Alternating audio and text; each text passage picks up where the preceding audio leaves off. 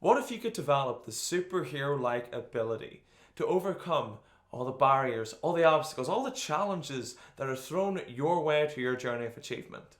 Hi, this is Jordan and welcome to this episode. And today I want to talk about resilience. Now, what is resilience? Well, resilience is the art of being able to overcome the unexpected. Now, it's no secret that whenever you start to set some goals, in fact, maybe you've decided to do it yourself, maybe you've decided to set some goals for 2020, maybe you've decided to set some goals for the new decade, or maybe you've decided that you just want to do something different and you're aiming for something a little bit more than what you have right now. Whatever you're doing, you're inevitably going to come across some challenges in your life, whether it be in your professional life or your personal life. And that's just the way life is. But here's the thing. Whenever obstacles and challenges come up, people tend to back down or shrink. I remember actually, I think it was Abraham Maslow once said, you will either step forward into courage or step back into comfort. So whenever, inevitably these challenges come, you have two opportunities there. You have the opportunity to step forward or step backwards. And whenever people are met with obstacles and problems and things like that that are going to happen, then a lot of them make a decision, unfortunately, to back down. So the thing is, whenever you start setting some kind of goals, you're going to have to grow up and out of yourself to be able to achieve them, am I right? So inevitably, you're going to come across something that's going to give you some kind of feedback. It's going to give you some kind of hit on your motivation. It's going to give you some kind of downer on your inspiration. And that's okay, because that's just how life is. But these opportunities are there to challenge you, but also to help you to grow. And that's one very important lesson before we even get stuck into this, is understand that everything that's happened in your life as a challenge is an opportunity to grow. It's not there to put you down or make you feel like shit. It's there to help you to actually grow and expand who you are as a person. So here's the thing. Most people like surprises, don't they? Well, that's bullshit, because they like the surprises they want, and the surprises they don't want they call problems. Now the thing is, as you go to move forward towards your dreams and goals, maybe it be personally, maybe you want to lose some weight, maybe you want to get in better shape, maybe you want to improve your relationships, or maybe you want to get into a relationship. Maybe you just want to earn more money in your business or your career, or you want to travel. Whatever you're working towards, inevitably something's going to hit the fan, as the saying goes. And how do you overcome that right now? You see, most people get really, really stressed. Whenever challenges come and they're not really sure how to deal with it, they get overwhelmed and they get, all their old programming just flares up all at once. And for most people, they back down. Or for other people, they go into fight or flight mode, or they get stressed, or they get anxious. And they start doing some kind of actions. They might start panicking, and they might start eating food as a means of distracting them from the stress. Some people might use alcohol, some people might use drugs, some people might use Netflix and chill. These are all manners of distraction. But the thing is, they're not true acts of resilience, they're distraction behaviors. So how does one develop and become more resilient is the actual question. Well, first of all, you have to consider, what is it that's causing you to feel a certain way? So for example, if you're trying to earn more money, is there a challenge in your business or your career that's stopping you? Are you maybe trying to get in better shape or lose some weight, and you just can't seem to break through the current plateau? Maybe you've lost a wee bit of weight and you're putting a lot of energy and you're not quite seeing the results. Or maybe your business isn't just doing what you want it to be doing. Whatever those are, you need resilience. But you have to understand what the activating event for those feelings is. Okay? Now the problem is, whenever you start considering this, whenever you start feeling those feelings, people can start to feel very compressed, very like the walls are closing. And have you ever felt that before?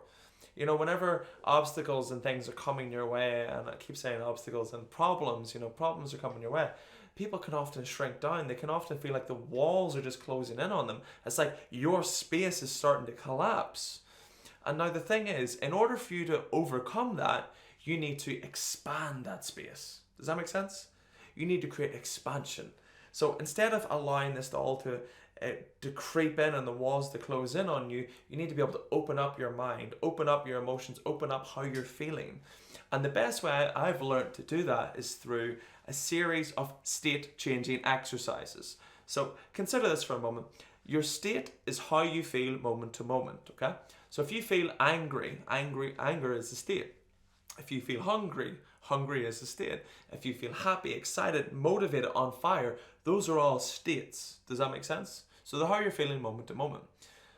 Now the thing is, the reason that this is interesting is because whenever you have obstacles and challenges and problems coming your way, you need to understand that you are in control of how you're feeling. And some people might be thinking, no, I'm not in control of how I feel. Well, actually you are, because you assign meaning to the events that are happening. And it's that meaning that creates those feelings, those thoughts, those feelings. And it's those feelings and emotions that generate action. And it's those actions that lead to the outcomes that you have. So for example, the reason that most people struggle to achieve their New Year's resolutions is because they don't know how to be resilient in face of obstacles or challenges.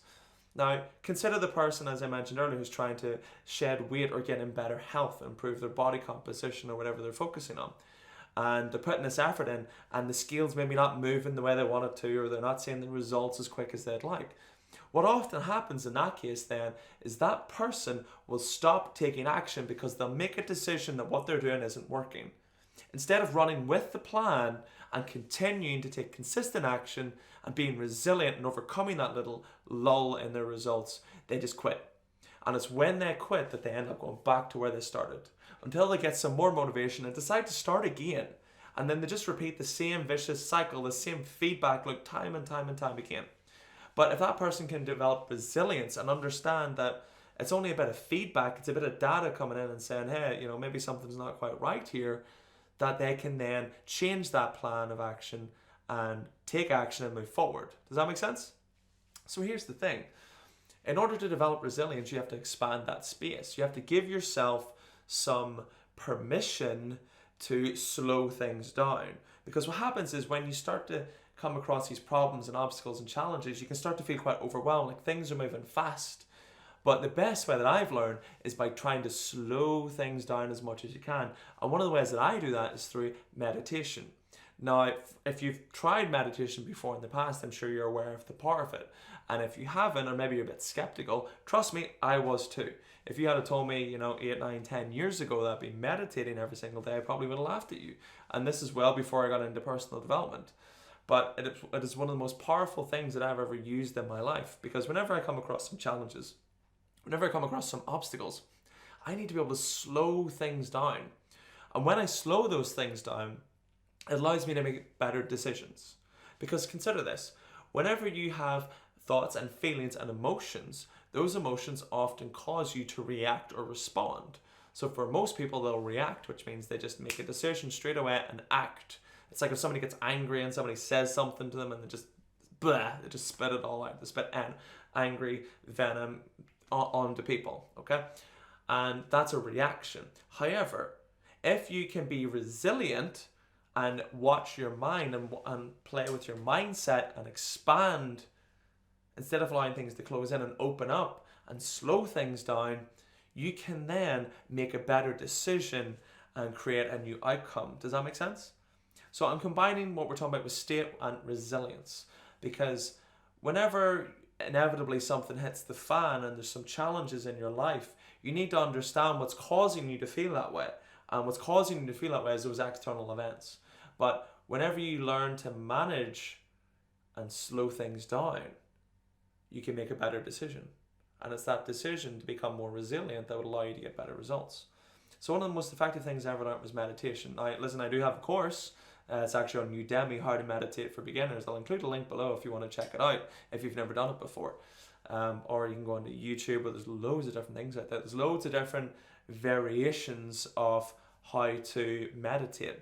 And that's perfectly okay. Now, another great idea that you can utilize is to understand that there's no failure, only feedback. Now, the problem is most people, whenever they're facing challenges or whenever they're taking action and not seeing results, is because something's not quite right. Maybe the plan or the structure or the approach isn't right. It's not that the goal is wrong or what, that kind of thing. What is actually happening is that the process might be wrong, but most people believe it's something to do with them, that they're not doing it right or the system doesn't work. So what they do is they stop.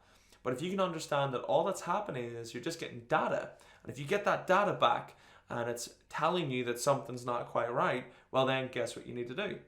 You need to change it. Don't change the goal, change the action. Because when you change the action, you can change the result. Does that make sense? So it's just a very quick summary and quick idea that I had, because it's one of my 10 steps to transforming your life, which I have an ebook and a course on. And I believe it's so important because as you go throughout life, you're going to be challenged. You're going to be challenged in your relationships, in your friendships, in your loving connection, in your family, in your spouse, in your partner, whatever. You're going to be challenged in your career. You're going to be challenged in your health. But it's whenever you remain steadfast and stay strong and resilient in those moments that you'll be able to make better decisions and take better action. So this is only a very quick summary of how you can develop resilience to move forward and take better action to get from where you are right now to where you want to be. I hope you've enjoyed it, and I look forward to seeing you again soon.